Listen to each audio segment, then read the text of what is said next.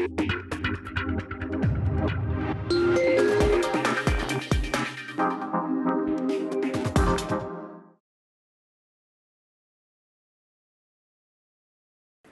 you, and once again giving me the opportunity to address this forum.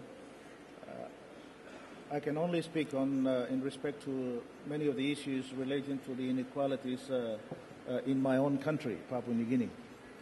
Papua New Guinea, like many countries, has experienced a very strong economic growth, averaging about 8% per annum over the past 14 years or so. And that is likely to continue into the medium term.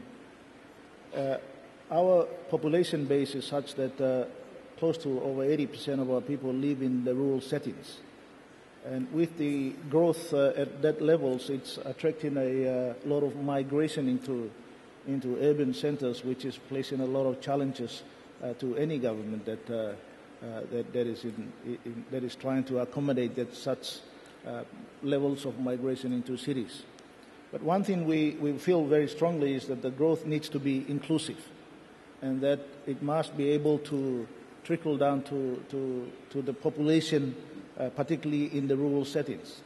So we have been able to, as a government, introduce very strong social programs, including what we call free education, that is universal access to education for all citizens.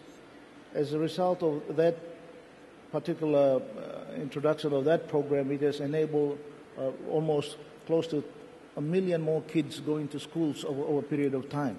The focus on education is basically to try and make sure that we give the necessary skills to our young population so that they can be able to participate more meaningfully in a growing economy and a growing country. We are also now redistributing our national budget into making sure that we build infrastructure into the rural communities, and making sure that our people have access to markets where they can be able to market their goods in a more cost-effective manner. So I think that by able to having our citizens have access to many of those opportunities in a growing economy, it will be able to increase their levels of income, and as a result, it will be able to improve their standards of living. One other area that we are focusing is also on health programs, where we are also introducing universal basic free health care for many of our citizens. And that, for the first time, is making sure that our citizens be able to make sure that they are fit and healthy, be more productive in the community, and as a result contribute more meaningfully to the growth of the economy as well. So I think if you allow the citizens to acquire the necessary skills that they deserve in terms of the education that we are able to provide, I think the income levels will increase, and as a result of that, their standard of living will improve into the long term.